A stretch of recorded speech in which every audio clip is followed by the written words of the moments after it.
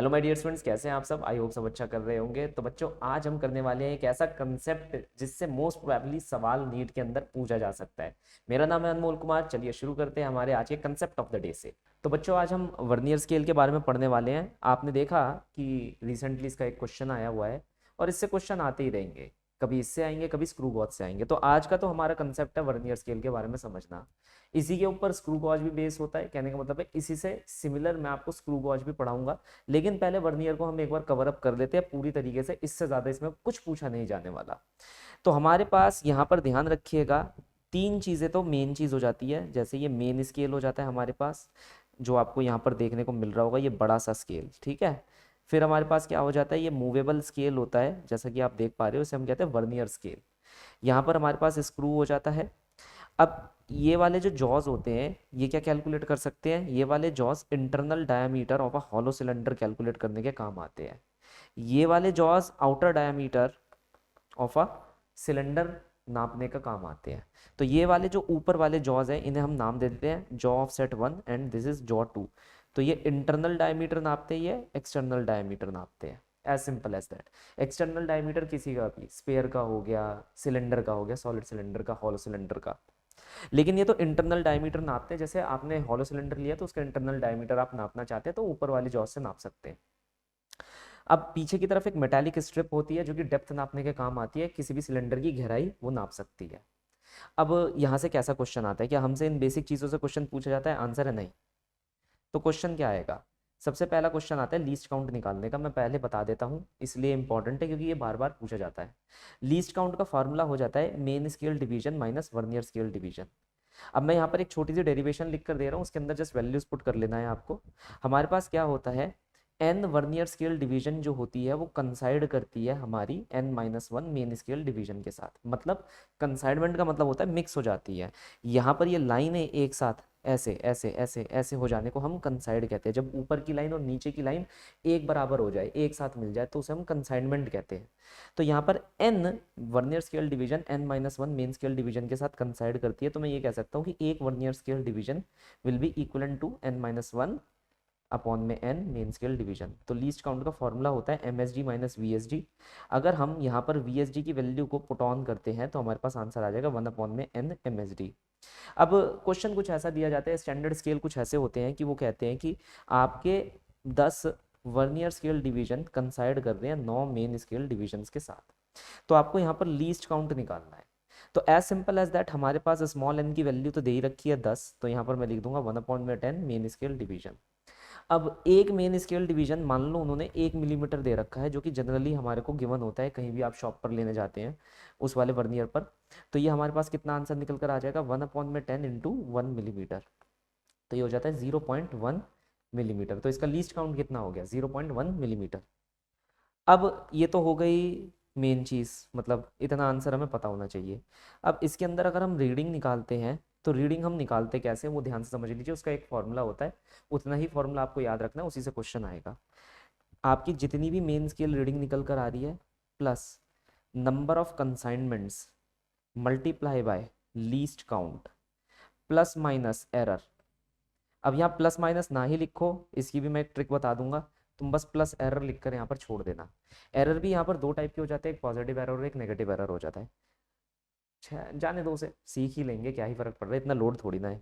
पहले ये समझ लेते हैं इसका मतलब क्या होता है। Main scale reading, number of consignment and least count.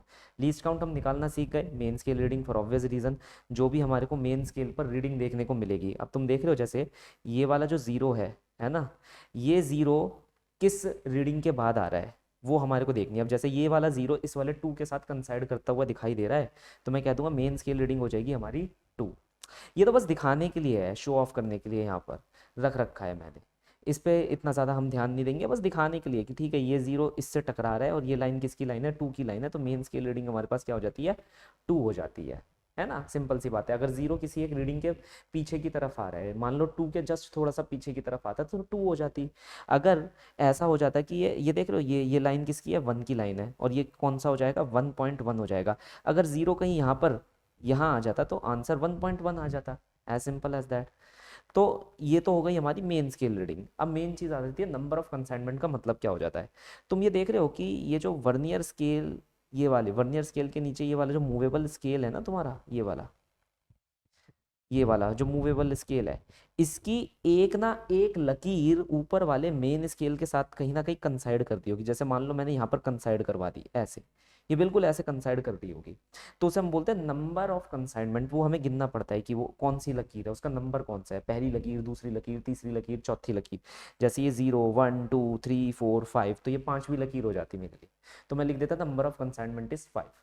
लेकिन मैं फिर से यही बात बोलना चाहूंगा कि नीट वाले बच्चे के लिए कभी भी डायग्रामेटिक क्वेश्चन नहीं आएगा, क्योंकि वो बेचारा पेज के अंदर तो घुसकर देख नहीं सकता ना, शर्लॉक होम्स बन नहीं सकता वो इतना बड़ा मैग्निफिकेशन ग्लास लेकर, जा नहीं सकता।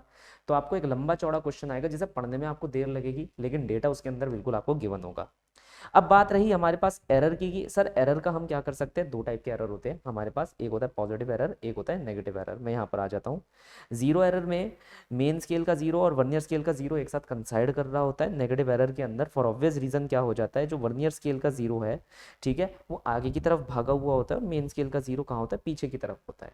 पॉजिटिव एरर के अंदर यही चीज उल्टी हो जाती है, मेन स्केल का जीरो आगे की तरफ होता है और हमारे वर्नियर स्केल का जीरो कहाँ एक्ट करता है, पीछे की तरफ होता है। ये सिंपल सी चीज़ है जो आपको ध्यान में रखनी है, लेकिन फिर से मैं यही बोलूंगा, कोई तुमसे इतना ज़्यादा पूछेगा नहीं। तुम्हें बस ये ध्यान में रखना है, अगर कभी भी नेगेटिव एरर दे रखा हो तो उसे ऐड कर देना, ठीक है। नेगेटिव एरर ऐड होता है और पॉजिटिव एरर आपका क्या हो जाता है, सब्सट्रैक्ट हो जाता है, एज सिंपल एज दैट। क्योंकि पॉजिटिव एरर एक मिलिशियस वैल्यू होती है जो पहले से ही रीडिंग के अंदर ऐड होती हुई आ रही होती है। नेगेटिव एरर वो वैल्यू होती है जो रीडिंग के अंदर से माइनस हुई भी आती है ना। जैसे 1 किलो खाना लेकर आए तुम, 1 किलो चावल लेकर आए, उसमें से मैंने पहले से ही 200 ग्राम निकाल रखे थे, तो वो नेगेटिव एरर है कि मैंने पहले से ही 200 ग्राम निकाल रखे हैं उसमें से, तो तुम्हें वो 200 ग्राम ऐड करने पड़ेंगे, तब जाके तुम्हारे चावल 1 किलो चावल होंगे। अब हम आ जाते हैं क्वेश्चन के ऊपर। वैसे तो मैं आप लोगों से यही बोलूंगा कि इस क्वेश्चन को आप लोग खुद करने की कोशिश करिए, ठीक है। यहाँ पर वीडियो पॉज कर लीजिए, क्वेश्चन को खुद करने की कोशिश करिए। सिंपल सा फॉर्मूला लगेगा, total reading main scale reading plus least count multiply number of consignment plus minus your error, जो उन सभी एरर होगा उसके हिसाब से आपको आंसर निकालना है, ठीक है। इसी क्वेश्चन के बेसिस पर हम आपसे एक और क्वेश्चन पूछेंगे जिसका आंसर आपको कमेंट सेक्शन में देना होगा। इसका अगर आंसर आप लोग वीडियो पॉज करके कमेंट सेक्शन में दे देते हैं तो बहुत अच्छी बात होगी, it will help us a lot. जैसा कि मैं कह रहा था, क्योंकि भाई हम सब टीचर्स बात करते हैं, हम आनंद सर से भी बात करेंगे कि भाई देखिए ये सर, ये बच्चा ऐसा है, ये कंसिस्टेंट है, हर वीडियो के अंदर आंसर दे रहा है और रेडिली आंसर देता है, पहले आंसर देता है। तो चलिए स्टार्ट करते हैं इस क्वेश्चन को निकालना। यहाँ पर क्या है, while measuring the length of the rod vernier caliper the reading on the main scale is 6.4। तो मेन स्केल रीडिंग हमारे को 6.4 उसने खुद ही दे दी। वो कह रहा है भाई मैं ही दे रहा हूँ आपको main scale reading.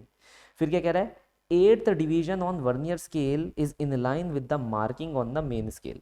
Number of consignment उसने खुद ही बोल दिया कि 8वीं डिवीजन जो है वो कंसाइड कर रही है। Least count of caliper is 0.01, तो लीस्ट काउंट हमारे को 0.01 दे दिया। अब ये 0.01 मीटर है, मिलीमीटर है, सेंटीमीटर है, क्या है ये देख लेना। देखो अभी हमने बात करी थी कि 0.1 मिलीमीटर जो है हमारा वो लीस्ट काउंट निकल कर आया, आंसर मिलीमीटर में था। 1 मिलीमीटर हमारे पास कितना हो जाता है, 10 की पावर -1 सेंटीमीटर हो जाता है, तो ये मिलकर हो जाता है 0.01 सेंटीमीटर। मेन चीज मैं ये बोल रहा हूँ, अगर मान लो यहाँ पर वो कभी भी सेंटीमीटर मिलीमीटर कुछ लिखा ना दे, तो जो यूनिट्स आपको यहाँ पर दे रखी है मेन स्केल वगैरह की रीडिंग की, वही यूनिट्स यहाँ पर भी होंगी, दैट इज ये भी हमारा किस में होगा, सेंटीमीटर में होगा, तो इसे हम सेंटीमीटर लेंगे। जीरो एरर आपके पास क्या दे रखा है, -0.04, दैट इज -0.04 का मतलब है ये कैसा एरर है, ये नेगेटिव एरर है, तो ये रीडिंग के अंदर क्या होगा, ऐड होगा। देखो उसने खुद ही लिख कर दे दिया आपको, ठीक है। तो we have to find the length of the rod, हमें लेंथ ऑफ द रॉड निकालनी है, कुछ नहीं करना, फॉर्मूला लिखो पहले। मेन स्केल रीडिंग, तुम्हारी सबसे पहली गलती यही होती है, तुम लोग फॉर्मूला नहीं लिखते नीट में होते हुए, ठीक है। तो main scale reading plus number of consignment multiply least count. अब एरर हमारा नेगेटिव एरर है, तो उसे हम डायरेक्टली ऐड ही कर देंगे अपनी रीडिंग के अंदर, क्योंकि नेगेटिव लिखा हुआ है तो नेगेटिव एरर है।